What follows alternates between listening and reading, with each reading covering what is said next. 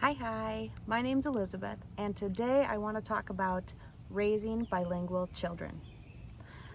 I live in America, and I have two small children who are learning to speak Norwegian. Why on earth would I raise my children to speak Norwegian when I live in a country that predominantly speaks English? Well, here's the thing. Young children learn languages very easily, very naturally. They don't even think about it. They hear their parents speaking, they read stories, they watch videos, they sing songs, and they just learn. That's what our brains are programmed to do. I know that there's some fear out there that if you raise your children with 2 languages or 3 languages or even 4 languages, that they will be delayed, or they won't have as good of a vocabulary, or they'll struggle in school, or who knows. But the science doesn't support that.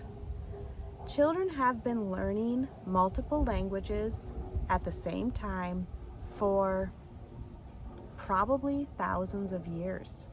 Our brains can handle it, and they aren't going to be delayed, and they aren't going to struggle in school just because I speak to them in Norwegian at home. So what does it look like for our family? Because every family is a little bit different. Every family raises bilingual children using different methods. What we've decided to do is my husband and I speak Norwegian to the children. I speak to them in Norwegian probably 90% of the time, and then I throw in some English because I get tired, or I get frustrated, or I'm in a group setting where everyone is speaking English. I'll throw in some English.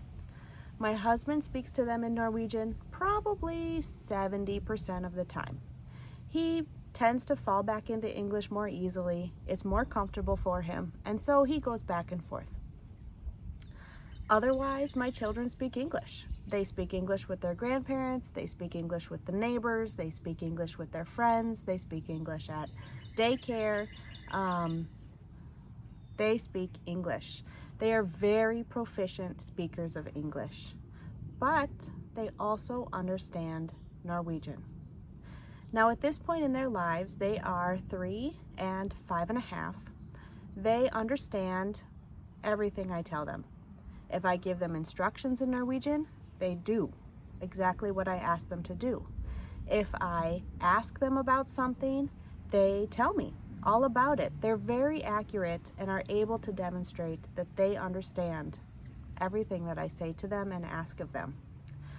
They do not always respond in Norwegian. In fact, they mostly respond in English. But that is just a property of the way that we are living.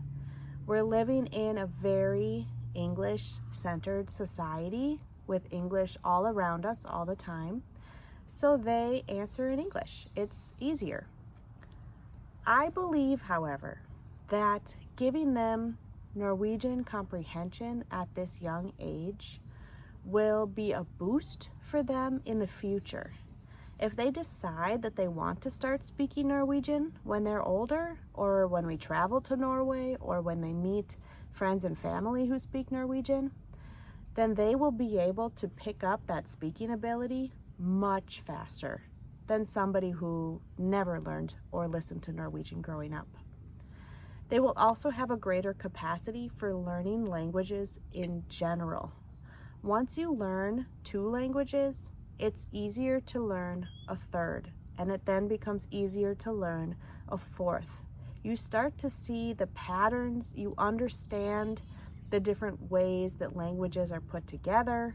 You can figure out the grammatical structures pretty easily because you've seen it, and you have a kind of open mindset for a wider range of sounds and of grammatical forms, just because you've been given that range as a young child or throughout your language learning progression.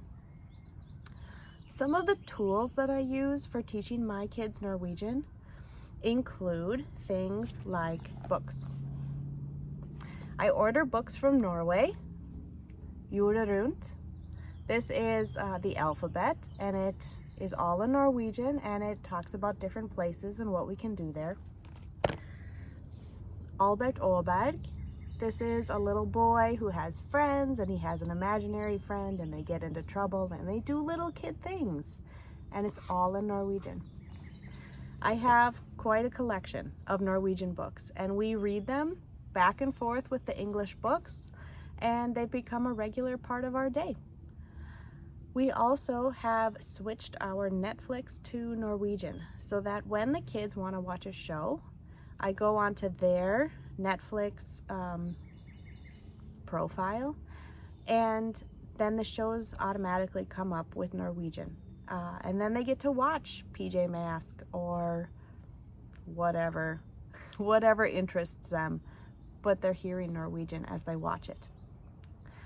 Other things that we do include singing songs. I know lots and lots of Norwegian kid songs, and I sing them all the time. That's just something I enjoy. But now my kids have learned many of these songs as well. And we have a Norwegian community of friends. So we don't get to see them very often, but at least once a year, sometimes more, we get together with Norwegian-speaking friends and their children, and we just spend time together. And in that way, my kids get to see that there are other families out there, and there are other kids out there who also understand and speak this language. And I really think that that is an important key, because if you are a child and you think, this is a language my mom speaks, but nobody else in the world speaks this language, you don't want to speak it. Why? Why would you speak it? But if we give them a community, and we give them friends, and we give them that motivation to want to speak it, because look, my best friend over here does, and my mom's best friend over there does, then it feels more natural. Then it feels more like this is something that people do regularly. And that's really important to me. So why do I want to go through all of this? Generally speaking, how does it make me feel as a parent?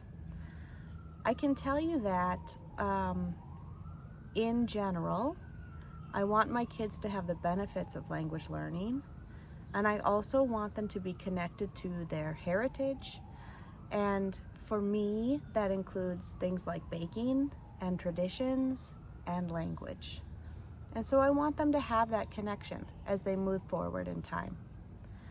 As a parent, it's tricky, and you have to have a lot of self-confidence, because you'll be in situations like the grocery store where you're telling your kids, don't touch that, put that away, I don't want to buy chips today, whatever it is. You're doing all of this in a foreign language, and the people around you, they don't know what you're saying. They don't know what language you're speaking. Some people think that's strange. Some people think that's bad. Some people get confused and they look at you in a way that you don't quite understand. And that's uncomfortable. And so you have to have a certain amount of security and belief that this is in fact something that I want. I want this for my family. I want this for my children. And I'm willing to let people think whatever they want to think. And the people who really matter in my life, they get it. They understand that this is a gift that I am giving to my children. And some of our neighbors who have become some of our best friends, they are even starting to pick up a few words here and there. Not intentionally, I think, but just because we spend time together. And if we're having meals together and I offer the kids a piece of cheese, and I do that every weekend, eventually they learn the word for cheese. It just happens naturally, and it's so fun to see that we're building a community even here in our own neighborhood, even with people who maybe never would have chosen to learn Norwegian. But because they've chosen us as their friends, it just has become a part of normal, regular life. So I encourage you to stick with your languages. Believe in yourself, talk to your children, talk to your friends, keep your language alive, because it really, truly is a gift and it will help them in the future.